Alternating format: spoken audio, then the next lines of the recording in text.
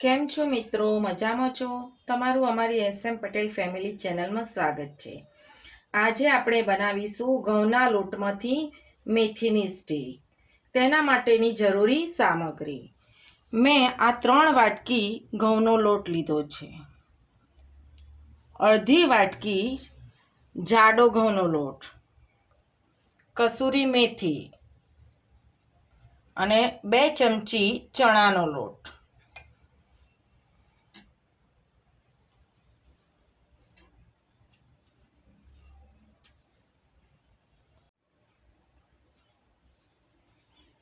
હવે ઘઉંના લોટની અંદર આપણે એ ઘઉંનો જાડો લોટ,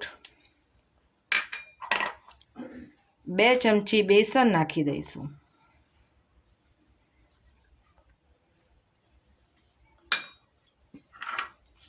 આપણે જે કસૂરી મેથી લીધી હતી તેને આપણે હાથથી મસળી અને તેની અંદર આપણે નાખશું.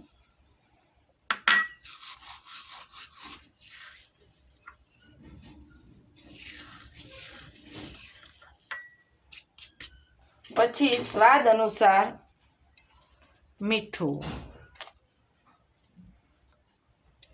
અડધી ચમચી હળદર,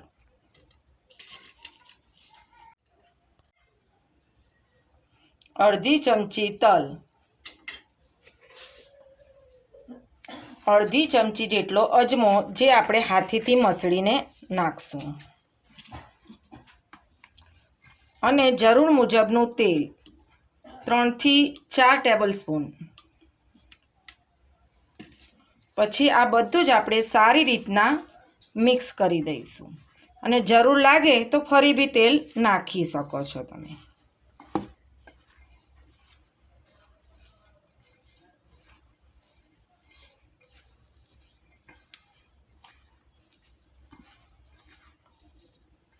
મને આમાં તેલ થોડું ઓછું લાગે છે એટલે હું 2 સ્પૂન તેલ બીજું એડ કરીશ.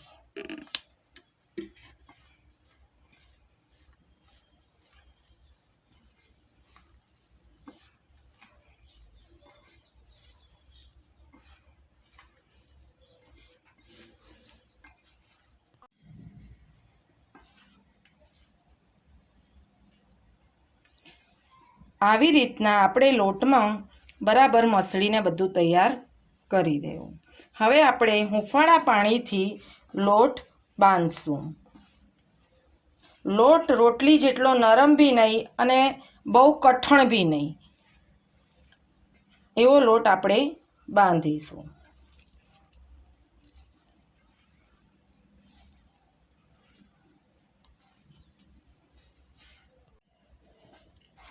આપણો લોટ બાંધીને તૈયાર થઈ ગયો છે. તમે જોઈ શકો છો કે આ ઢીલો બી નથી કે બહુ કડક બી નથી, એકદમ મુલાયમ મસ્ત લોટ બાંધી દીધો છે. આને આપણે 5 મિનિટ માટે ઢાંકીને રાખી દઈશું. આપણો લોટ એકદમ સેટ થઈ ગયો છે. તમે જોઈ શકો છો કે લોટ એકદમ મસ્ત થઈ ગયો છે. હવે તેમાંથી આપણે એક મોટો ગોલ્લો બનાવશું.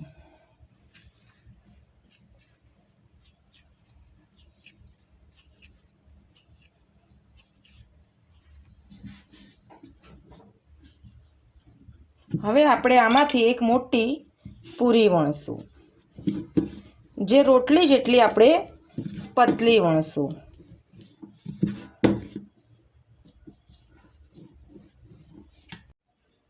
આવી રીતના આપણે એક મોટી રોટલી વણી દેવી.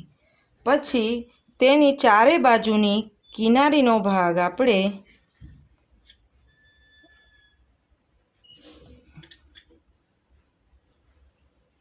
આવી રીતના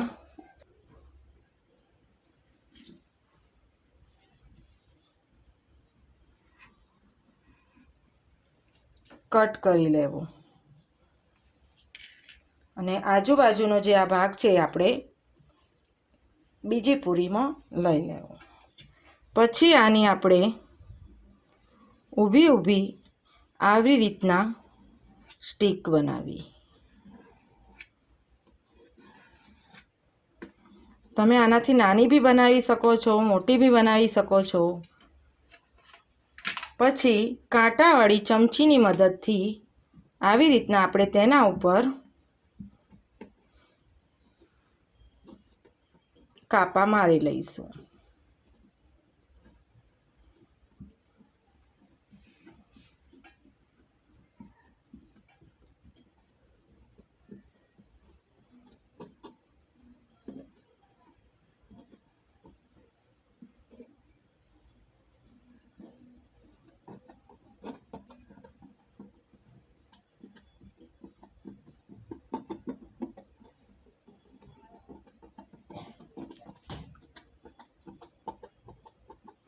આવી રીતના કાપા માર્યા પછી આપણે એક ડીશમાં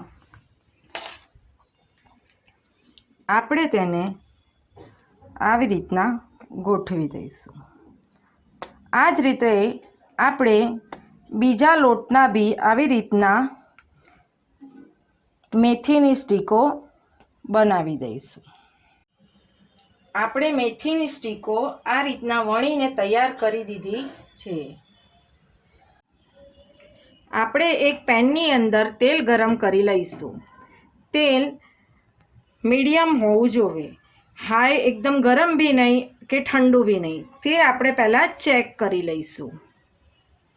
આપણું તેલ થઈ ગયું છે એટલે આપણે તેની અંદર સ્ટીકો એક એક કરીને આવી રીતના મૂકી દઈશું.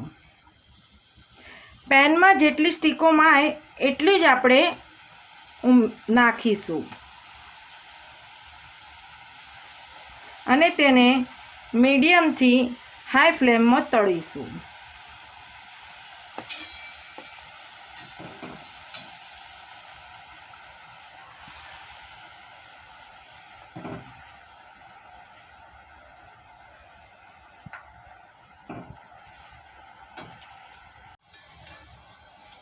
હવે આપણે આ સ્ટીક મીડિયમ ફ્લેમમાં તળી દીધી છે. તમે જોઈ શકો છો આનો કલર એકદમ મસ્ત આછો ગુલાબી આવી ગયો છે. હવે આપણે આ સ્ટીકને નીકાળી લઈશું. તમે જોઈ શકો છો કે ઘઉંના લોટની મેથી સ્ટીક તૈયાર થઈ ગઈ છે. આ એકદમ ક્રિસ્પી અને ક્રન્ચી છે. Thank you for watching my video. Like કરો, શેર કરો, સબસ્ક્રાઈબ કરો. તમને આ રેસીપી કેવી લાગી એ માટે કમેન્ટ કરો.